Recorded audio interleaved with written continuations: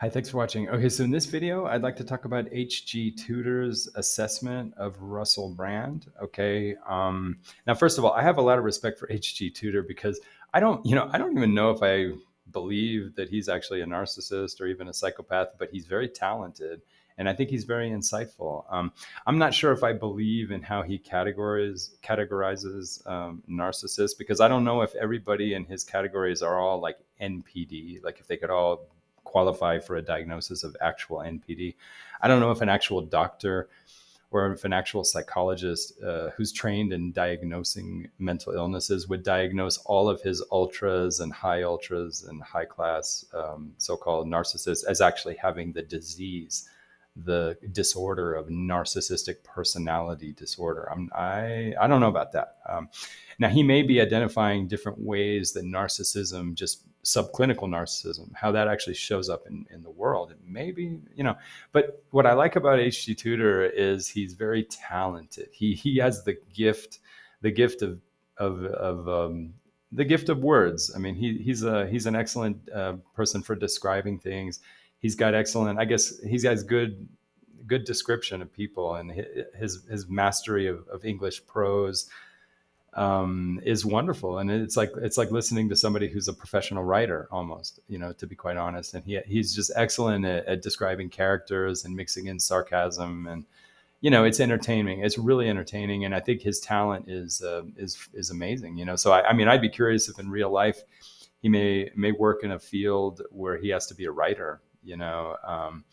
Possibly, I don't know, but the talent is amazing, and the entertainment value is undeniable. So I have a lot of respect for him, and also he has insight about people.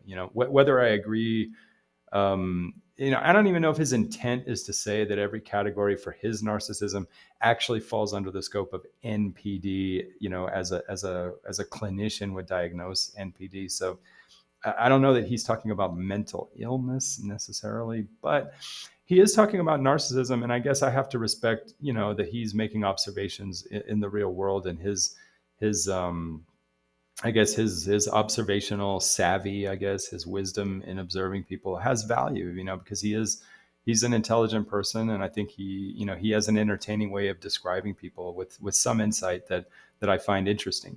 However, do I agree that Russell Brand is an NPD? Do I think the fundamental problem with Russell Brand is that he's diagnosable as a narcissistic personality disorder, like cluster B, and that, and let's say 8 out of 10 clinicians would diagnose him right in the dead center of cluster B narcissistic personality disorder? I don't think so. Okay, I don't think so. I think narcissism, I understand there's narcissism in the culture. Okay, I know there's a lot of people that love to take selfies, and they like to see themselves in the mirror, and they're vain, and they're caught up in their image, and they like their status, and they look down on people, and they're a little bit snobby. I get that's the narcissism of the world. But NPD is supposed to be like the 1 or 2% that is to the point of mental illness, where you're distorted to the point where you're not really functioning in the real world, and you don't even really know yourself. Okay, so it's a much more profound condition that really affects people. Okay, and what I see in Russell Brand, to be honest, I see a very talented person who's rough around the edges. Okay, it's kind of like Johnny Depp. Has Johnny Depp ever been narcissistic? Has he ever been immature? Has he ever had trouble knowing himself and maybe being wise and dealing with other people? Of course, but that's the narcissism. That's the subclinical narcissism that all of us deal with. You know what I mean? So I see Russell Brand as just another, a little bit dysfunctional, sort of dysfunctional celebrity who probably was very famous and very rich at a very young age, okay, where he could really get into a lot of behavior that a lot of other people could not afford to get into. If you were just a middle-class person, just trying to struggle in your career, you couldn't afford to be as badly behaved as Russell Brand when he was in his 20s or early 30s, because you would just lose your career and you would just destroy your life. So he had, let's say, the economic ability to sort of really act out and really just kind of go to town, basically, and just live, I think, a kind of an irresponsible life. All right. But I don't, and maybe, okay, if Russell Brand tells us honestly that he thinks he has addiction issues, that he was addicted, let's say, to opioids or heroin, and then maybe, I think it was heroin, right? So, and then also like sex addiction. Okay, fine. I mean, I do see maybe, okay, if he wants to admit that, then I see maybe the fundamental issue I might see more on the addictive spectrum, like addictions. Okay, and yes, when someone is an addict and they're into all kinds of hardcore, let's say they're into heroin and they're into a massive sex addiction, you're going to see narcissistic behavior. Okay, go to any, oh, wonderful, wonderful resource. Go to the Soft White Underbelly channel. Okay, and when you hear the interviews of people who are addicts, you can feel the narcissism and just the way they talk about themselves, how deluded they are. Like I've seen like these really dysfunctional, totally addicted, let's say, women that are just hardcore addicted to, let's say, crack and let's say fentanyl or whatever street drugs, hardcore. And they'll throw in these little comments like, oh, and I'm a very good mother, and I'm very responsible. And they just throw in these comments like they don't really have a realistic sense of their predicament, And so in a sense, they're like little pieces of narcissism, in the way they describe themselves, the way they overestimate themselves, they're kind of almost pathetic, like pathetic overestimations, because they're really in a bad place, But the fundamental issue with those people is really the addiction, you know what I mean? And yes, we should be aware that addictions are a behavior problem. Okay, so it's very close to cluster B. I think addictions are sort of in the neighborhood between, let's say, narcissism and, let's say, ASPD, like antisocial. But the problem is that there's a substance use going on that's like the fundamental, the fundamental root cause of the behavior problems.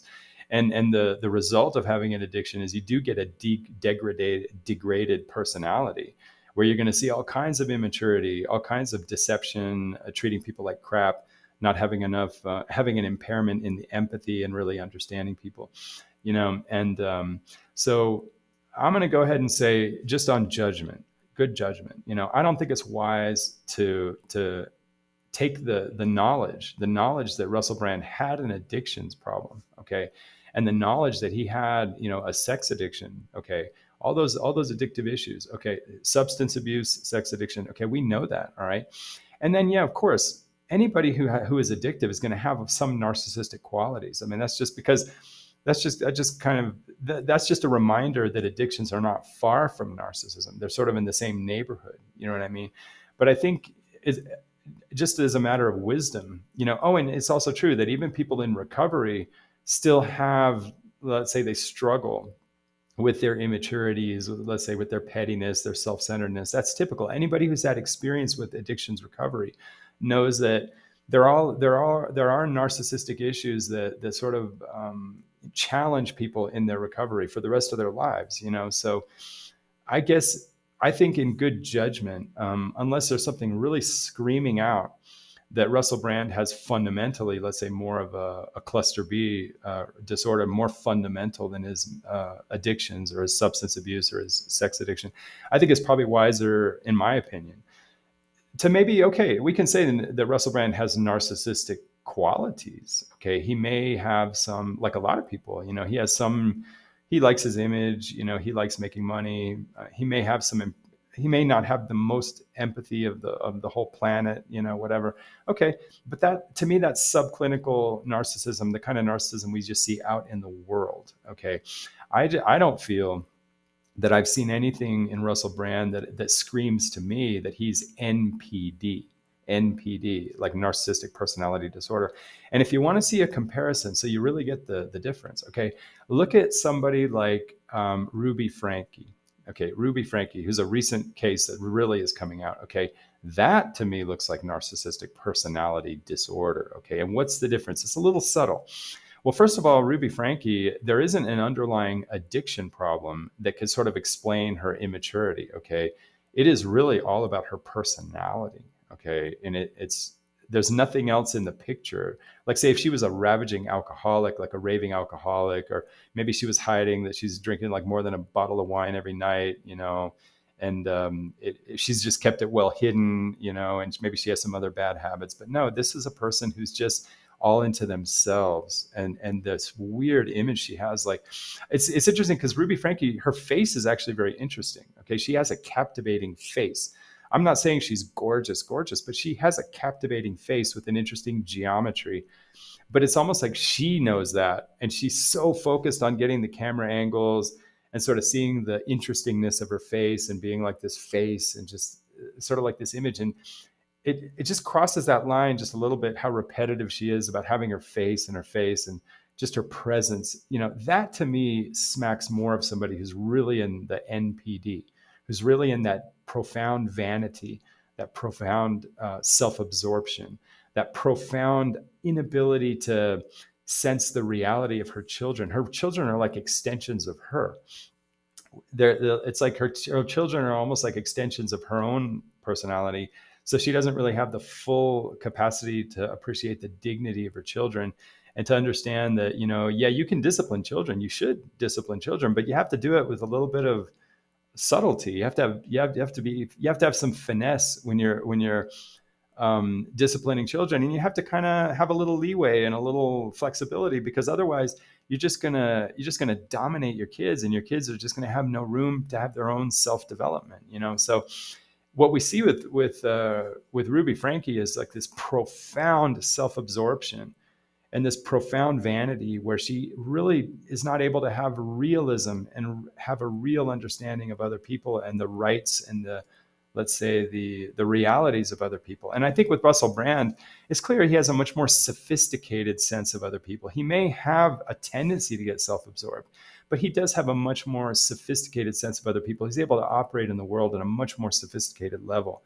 He's not so, I would say, primitive. He's not trapped at such a primitive stage, I think, as Ruby Frankie. I think she's trapped at a very primitive stage. Okay.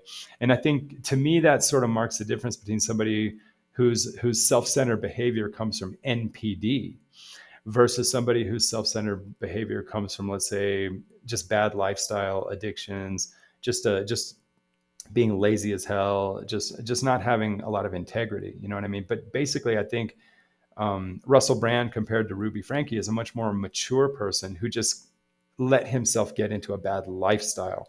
And also, addictions do degrade the personality, for sure.